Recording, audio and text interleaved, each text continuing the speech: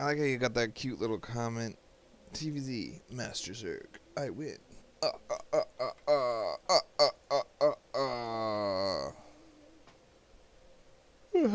haven't pre-watched this game. I watched a different TVZ that you did.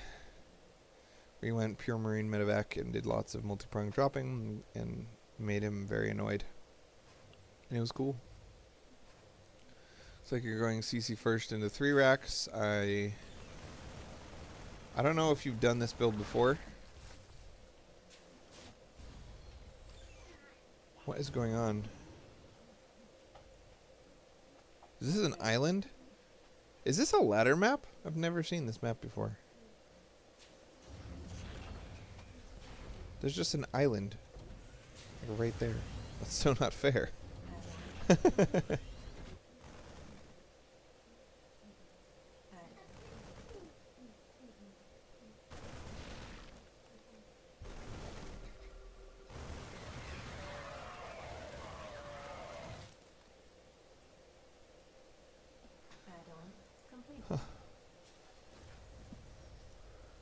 No factory, no armory, 2 engineering bays doesn't make a lot of sense to me.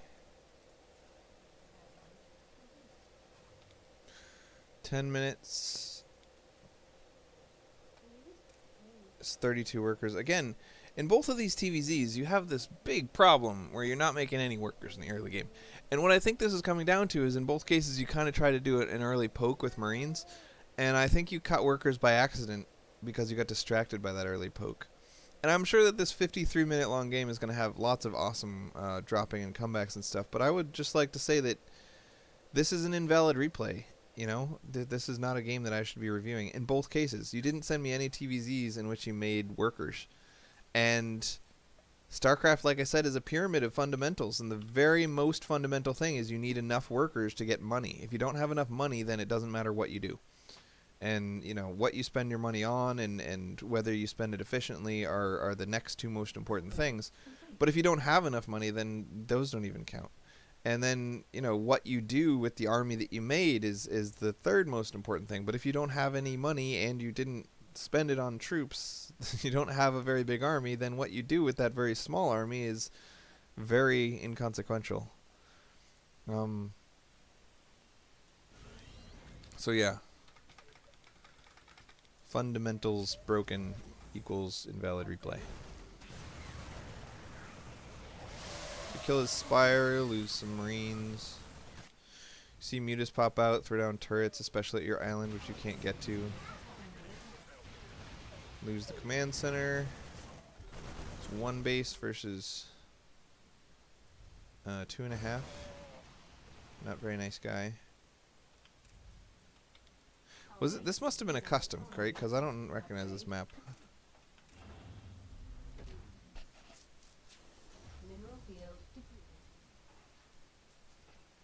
I'm wondering if this was like a Master's Toss who was playing Zerg.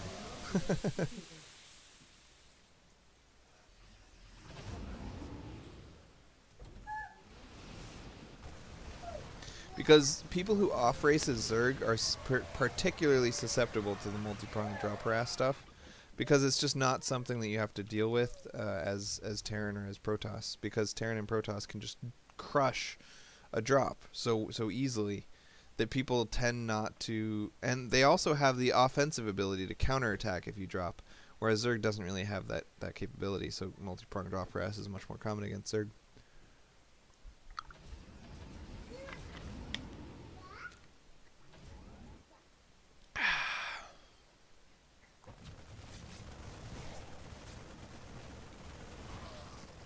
Still 28 workers. So weird. And again, you're taking tiny, tiny forces, walking across past multiple watchtowers.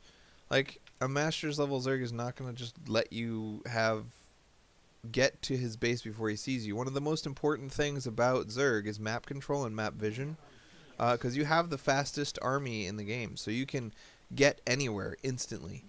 But in order for that to be useful, you need to take all the watchtowers with $25 langs, the cheapest unit in the game that can hold watchtowers, and you need to spread creep all over so that you can see people coming, and you need to have overlord spread around. So, yeah, this Zerg is not doing what Zergs should do, and so he's being punished for it. Like, again, you drop here, and he has no indication that a drop is coming until it's already killed his important tech structure. And that's just because he doesn't have the watchtowers, and he doesn't have creep spread, and he doesn't have overlord spread. So that was great. He killed an infestation pit, and it was totally worth it, and it was good. But it's his own fault. That's when you do 2 simultaneous drops and you get big damage with one of them and retreat the other one, that's you being awesome. When you do a single medevac drop with 8 Marines in it, and he has nothing else on the entire map to distract him from defending against that drop, and you do damage, that's his fault. So, yeah. Just so you know. I'm not saying that you don't deserve a congratulations for winning the game, but this is clearly a very bad Zerg. Also, he's got this double your worker count and the same mineral income as you. Just so you know. Again, a single medevac drop flies straight to a location. He takes 3 months to get his army there and has lost the hatchery before that even happens. Again, a double medevac drop comes over here and knocks out his main. So, another thing about Zerg is that with about 32 Zerglings, they can become completely immune to drops in multiple locations. So at this point, his army size is 6k. Let's do some math, baby. 6,000 divided by... How many groups of 32 Zerglings? Let's see, that's 800? You could have 7.5 groups of 32 Zerglings, each of which can completely protect a base from any drops. Right? So you put one here, one here, one here, and now you're immune in all 3 of your bases, and you still have an additional 4 groups of Zerglings that could protect you. So an experienced Zerg player is not going to just have his whole army moving around going, "Ah, he keeps killing my bases. I don't understand how this keeps happening to me." Anyway. Good drop, good pitting. I should probably stop watching this game, because it's pretty clear what happened. Even though there's 30 minutes left, and he probably gets tier 3 units and blah blah blah blah. Outright lose a TVP. There are no TVPs where you should lose. This is just wrong. How did you lose a TVP, man? Don't you know? Don't you know? Don't you know? Alright, we got an SCV. Woohoo!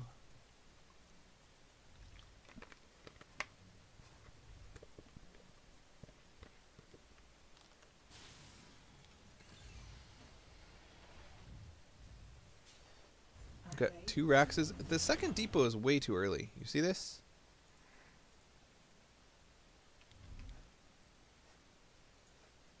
Huh. Maybe it's just that your add-ons are way too late. Yeah.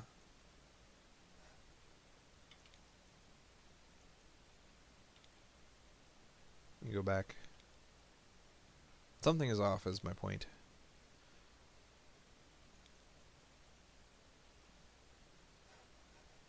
Actually, we can just check by fast forwarding to 6 minutes and seeing how much army you got. Good man. Scoot man. Scoot man. Cannon? What the hell? Don't even poke if there's a cannon. What's the point? Alright, so you have 900. You're missing about 3 Marines. So your add-ons were a little bit late. You also have way too much gas at this point. And concussive shells should be long done. You're doing this build differently. And you pull 3 workers with the poke when you know it's not going to work. He's got cannons at the front. Why would you do this? What are you thinking? There's just no reason for you to... You could kill this. Like, you're already here. You already lost 3 workers for no reason. At least kill his gateways. So just so you know, cannons 7 range, right? Marauders 6 range. That means anything further away than 1 range from a cannon, you see this little green box? Anything further away than there is dead. You just hold position some Marauders exactly 8 range away from the cannon, and it gets to kill everything that isn't 1 range away from the cannon.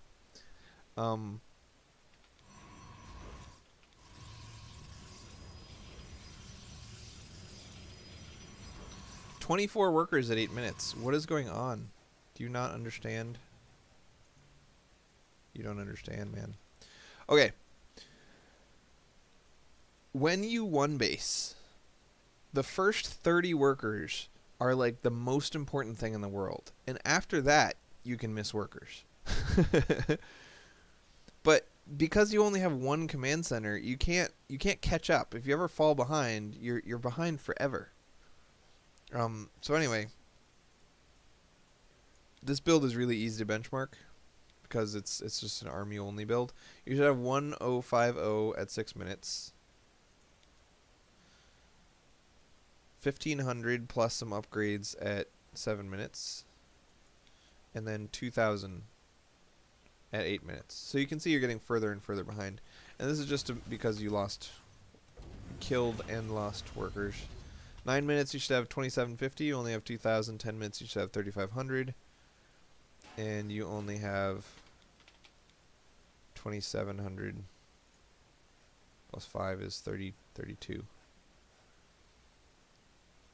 So yeah, never pull workers against cannons. That doesn't make any sense. And I think just losing those 3 workers as well as missing 4 workers. Oh, you lost 4 workers, so you only missed 3 workers. But yeah, losing those workers, big deal. Big deal. You never want to pull workers unless you're guaranteed to do more damage than you're going to lose by not having those really early workers. The earlier you lose a worker, too, the more impactful it is, right? Basically, the amount of money you lose by losing a worker is dependent on how much it would have mined before you eventually fully saturate your base anyway, right? So right now your base is fully saturated. The fact that you lost a worker before is no longer impacting you because having an additional worker right now would not give you more money right now. You know what I'm saying? So for some period of time before you became fully saturated, the missing worker was costing you money. And it comes out to about 40 minerals per minute at times the number of minutes that you lost. Anyway, at this point, your army is still probably big enough to win the game, but you have no units that allow you to negate sentries. So this is like so similar to the TVP style that I use, and yet it's missing all of the most crucial things. So the concept of one base TVP, right? Step 1, tons of workers.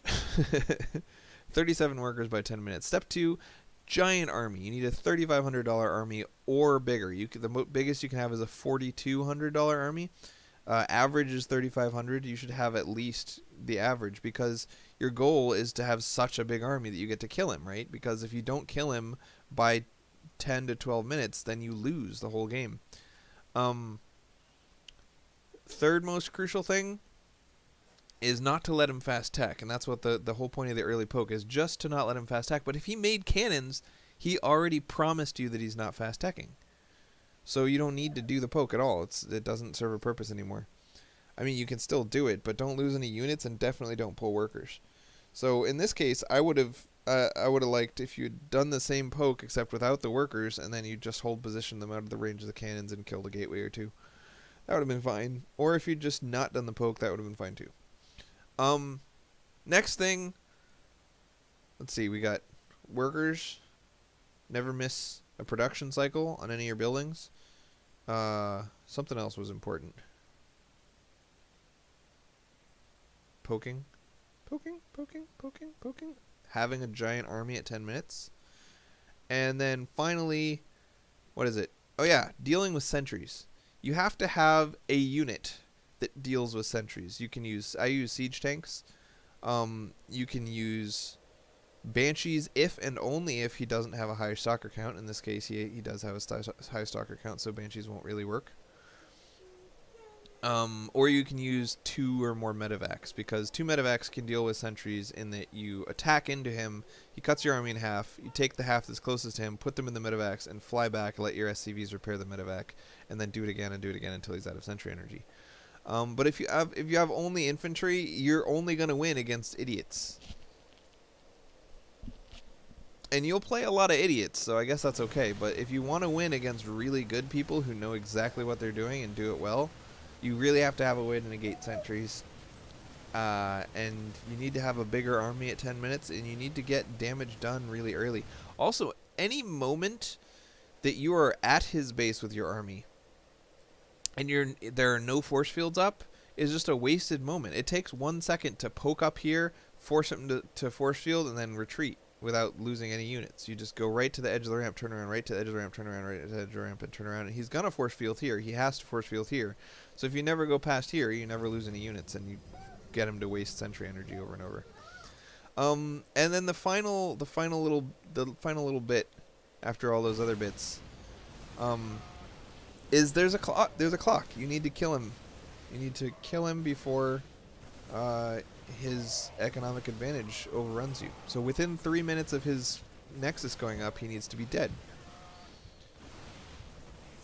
And that's why this Nexus first cannon thing can give problems. Because if he makes a Nexus at 3 minutes and 45 seconds, you have to kill him by 7 minutes and 45 seconds. Or 6 minutes and 45 seconds. Basically 7 minutes, which is impossible. So in that case... Really? That's great, buddy. You ripped your truck book. Oh no. Oh no, you ripped the trucks. He says, oh no, trucks. Anyway. If he's not dead within 3 minutes of his expansion going up, he gains a certain number of extra dollars per minute from that moment on. So usually against a cannon fast expand, we're still going to hit it 10 minutes, and he's going to have gained 2 minutes of additional income. So that will make it a lot harder for us. Oh? Yeah, you threw trucks at me. That's funny. Here you go. Yeah, we broke it. Oh no. Anyway, at this point, years and years later, it's way past the 3 minutes beyond his Nexus point, and he's just got a vastly bigger army than you. He's spent a lot more money than you, and you're just dead. Okay, Simon. It's very distracting having the kids down here when I'm trying to do this. But whatever. They like fun. Who doesn't like fun?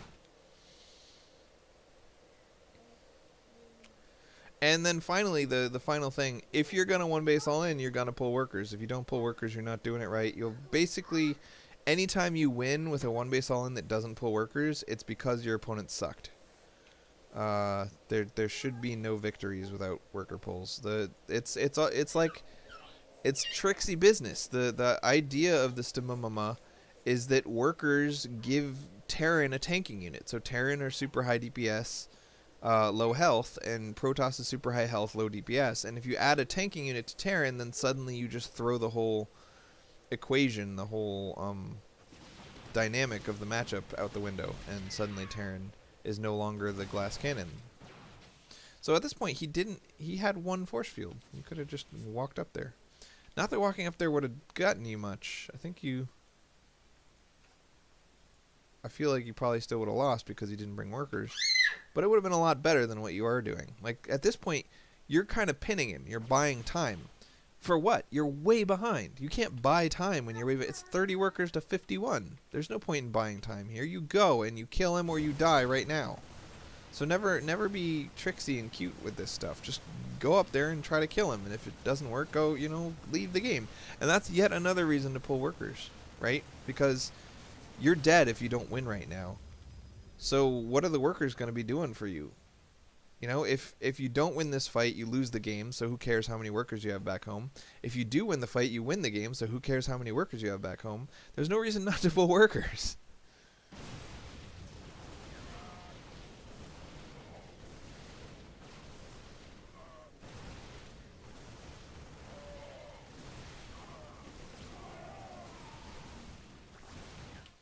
Anyway.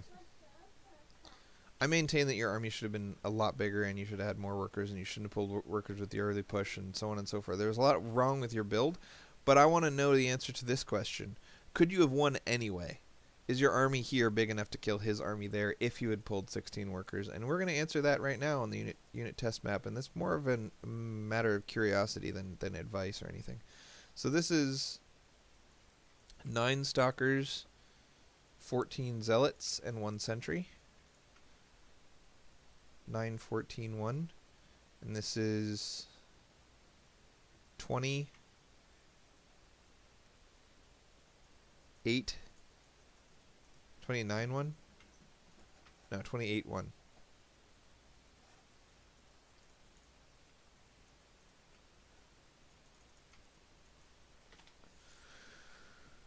Nine, 14, 28.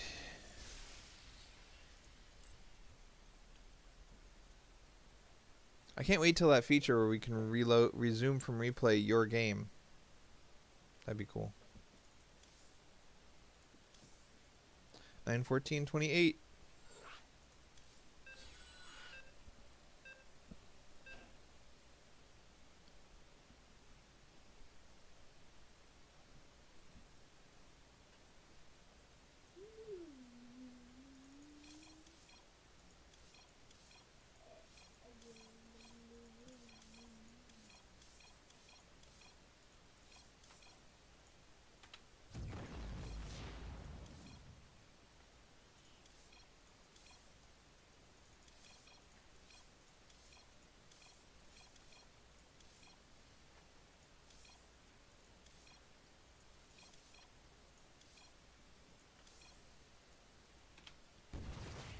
What is the point in the Banshee in this composition? It's so silly. Also, way too many Marauders. I would have loved to see far fewer Marauders.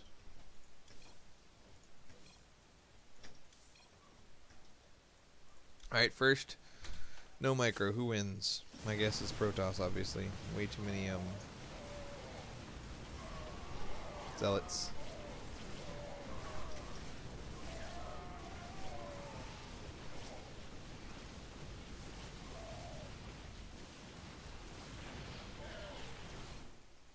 Alright, then, Terran micro only.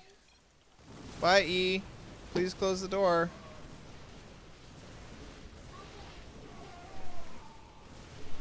Oh no! That didn't work. Gotta get Protoss to attack through.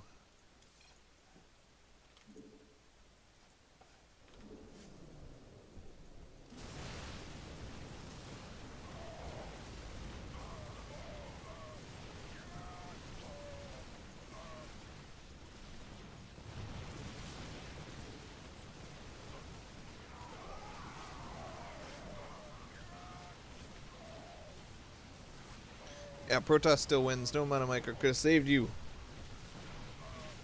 As I suspected. Now the real question becomes... Add SCVs.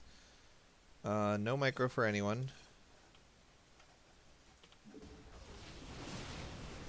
And I believe that Terran will just win. But I might be wrong. Nope, I'm right. So this is why we pull SCVs. It's not even close. Terran dominates that fight with SCVs. Dominates. Dominates. Sorry, that's just fun. So yeah. Also, if you replace this Banshee with a 2 medevacs, and you do the same thing, my guess is that things will go even better.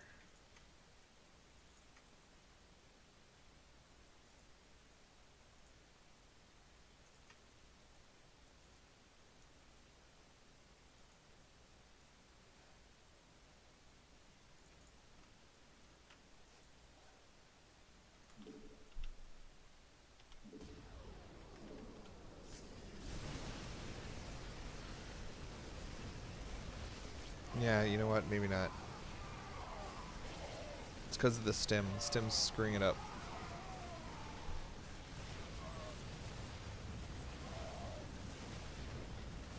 Alright, Terran still wins, but it's not better.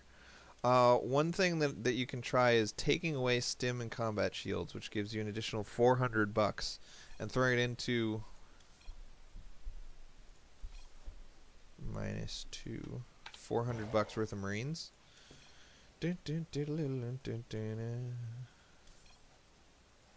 I think this will go even better for the Terran, but I might be wrong. And the reason is because now only the guys that are being hit by the... See how these SCVs are never dying? They're being repaired and healed. This SCV is never going to die. So it makes the tanking of the Terrans so much better. So even though I don't have stim, and so I'm doing 25% less damage, I'm still going to win without almost losing anything. You see how crazy that is? This is SCV's auto repair plus medevacs overhead. Just breaks the matchup. There's nothing Protoss can do until they get AoE. So this is really the whole point of, if you've ever watched any of my videos, you should have gotten this this point. Don't be doing this. Doesn't make any sense.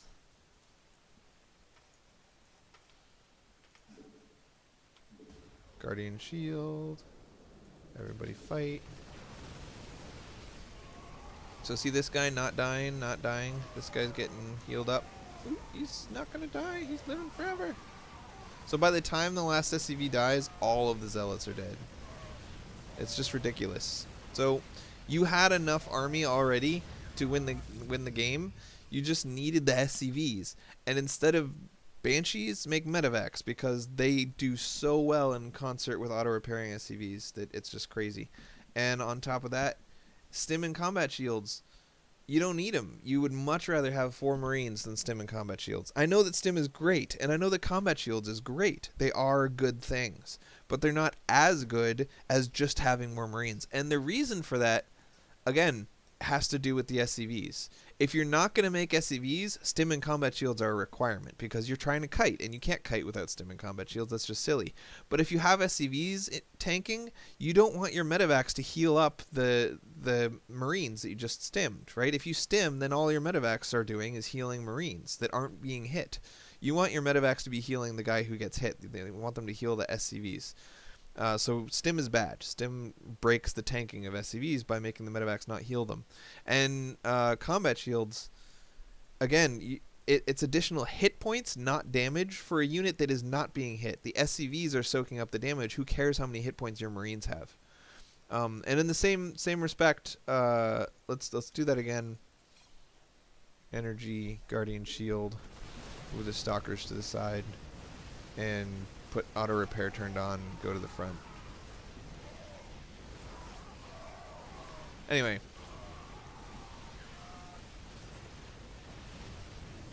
So I just wanted to get the number again. This is 2,375, okay? 2,375. I wanted to swap out all of these Marauders.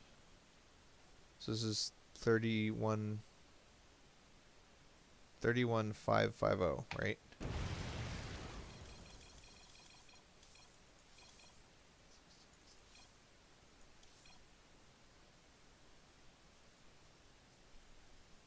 Sorry, 3550.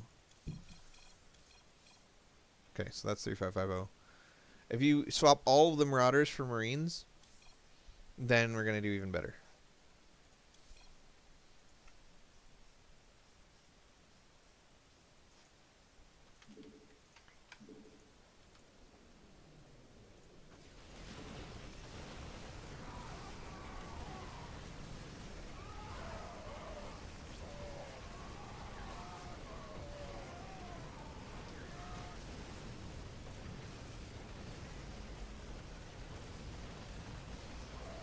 Because Marines are just dollar for dollar, they're just way better than Marauders.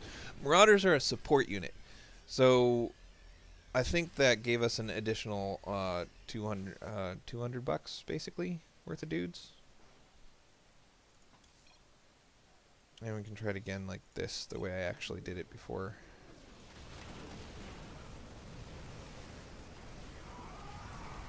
This is what I did when I benchmarked the other group, even though this isn't ideal. Compare apples to apples, brother.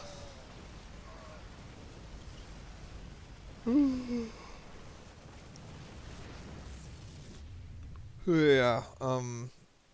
2250. Huge army remaining. Anyway, I'm not saying don't make Marauders. You need to make Marauders because you need that tech lab anyway, right? So if you already have a tech lab, why not make Marauders better than making one Marine at a time? But if you're not getting stim and combat shields, now you don't need the tech net lab nearly as long. So you can make Marauders until concussive shells is done, and then lift and build a reactor, and then make the factory on the tech lab and in order to get tanks with, and now you get 2 reactored Raxes instead of a reactor and a tech lab. Lower Marauder count, higher Marine count means you're going to do better. Now, obviously, lower Marauder count, higher Marine count makes you even more susceptible to things like Psystorm and Guardian Shield with armor upgrades and Colossus. And those are the big scary things. But the whole reason we're all inning is because we get to kill them before they get those things if we all in. So you're just fundamentally misunderstanding how TVP works, and you should correct that, man.